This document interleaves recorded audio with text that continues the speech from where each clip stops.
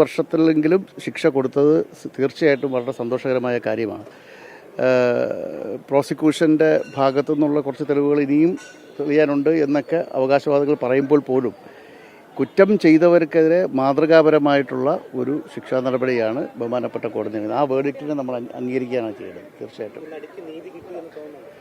അല്ല, അതിലല്ല. ഇപ്പോൾ ഈ വേർഡിക്റ്റിൻ്റെ അടിസ്ഥാനത്തിലാണല്ലോ നമ്മൾ പറയുന്നത്. ഇപ്പോൾ സ്വാഭാവികമായിട്ടും സമൂഹത്തിൽ രണ്ട് പക്ഷമുണ്ട്, അതില്ല എന്ന് പറയാൻ പറ്റത്തില്ല, അതൊരു വസ്തുത തന്നെയാണ്. That's A fact. അപ്പോൾ സ്വാഭാവികമായിട്ടും മേൽക്കോടതിയിലേക്ക് പോകണം. അവർക്ക് നീതി ലഭിച്ചിട്ടില്ല എന്നാണ് പ്രോസിക്യൂഷൻ്റെയും സർക്കാരിൻ്റെയും തീരുമാനം. അങ്ങനെ അതുകൊണ്ടാണല്ലോ സർക്കാർ അപ്പീൽ പോകുമെന്ന് പറഞ്ഞത്. സ്വാഭാവികമായിട്ടും അപ്പീൽ പോകും. അപ്പീൽ പോയി കഴിയുമ്പോൾ തുടർ നടപടികൾ എന്താണെന്ന് വരുന്ന ദിവസങ്ങളിലേ നമുക്ക് കാണാൻ പറ്റത്തുള്ളൂ. ഇപ്പോൾ ഏതായാലും വേർഡിക്റ്റ് ഇറങ്ങി.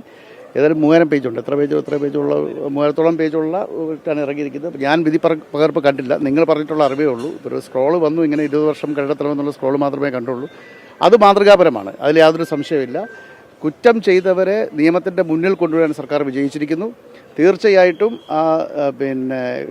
കുറ്റം ചെയ്തവരെ ശിക്ഷിക്കപ്പെടുകയാണ് ചെയ്തത്. അത് സത്യം പറഞ്ഞാൽ നമുക്ക് തീർച്ചയായിട്ടും ഒരു സമൂഹത്തിന് കൊടുക്കുന്ന നല്ലൊരു മെസ്സേജ് തന്നെയാണെന്നാണ് എൻ്റെ വിശ്വാസം. വലിയ വിമർശനമായി ഉയർന്നത് ദിലീപിനെ വെറുതെ വിട്ടു എന്നുള്ളതാണ്.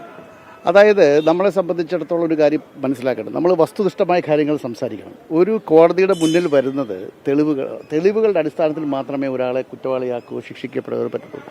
അപ്പോൾ തീർച്ചയായിട്ടും പ്രോസിക്യൂഷൻ അത് മുന്നോട്ട് കൊണ്ടുവരുന്നുണ്ടെങ്കിൽ പോലും ഈ ഗൂഢാലോചന കുറ്റമാണ് ദിലീപിനെതിരായിട്ട് ചാർത്തിയിരിക്കുന്നത്. അത് ഗൂഢാലോചന തെളിയിക്കാൻ പറ്റിയില്ല എന്നുള്ളത്. ഗൂഢാലോചന തെളിയിക്കാൻ കുറച്ച് ബുദ്ധിമുട്ടാണ്. പഴയ 120B-യും ഇപ്പോഴത്തെ BNS അനുസരിച്ചുള്ള 61-ഉമാണ്. അപ്പോൾ ആ ഗൂഢാലോചന തെളിയിക്കപ്പെട്ടില്ല എന്നുള്ളതാണ് കോടതി കണ്ടെത്തിയിരിക്കുന്നത്. അപ്പം സ്വാഭാവികമായിട്ടും നമുക്കിനിയിപ്പം അതായത് സർക്കംസ്റ്റൻസസ് ഒരുപാടുണ്ട്. അപ്പോൾ ചെയിൻ ഓഫ് സർക്കംസ്റ്റൻസസ് മാത്രമല്ല, നമ്മളെ സംബന്ധിച്ചിടത്തോളം പ്രോസിക്യൂഷനാണ് ഏറ്റവും കൂടുതൽ ബേർഡൻ ഉള്ളത്.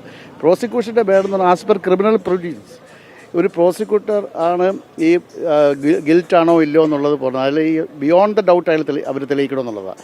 അപ്പോൾ ബേർഡൻ മുഴുവൻ പ്രോസിക്യൂട്ടർക്കാണ്. അപ്പം സ്വാഭാവികമായിട്ടും ക്രോസ് വിസ്താരം വരുമ്പോൾ ഡിഫൻസ് വക്കീൽ അത്തരം കാര്യങ്ങളൊക്കെ പൊളിക്കുന്നത് നമുക്കത് ഒരു നടപടിക്രമത്തിൻ്റെ ഭാഗമാണ്.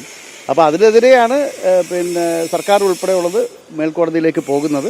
മറ്റു കാര്യങ്ങൾ നമുക്ക് ആ സമയത്തെ അറിയാൻ പറ്റത്തുള്ളൂ.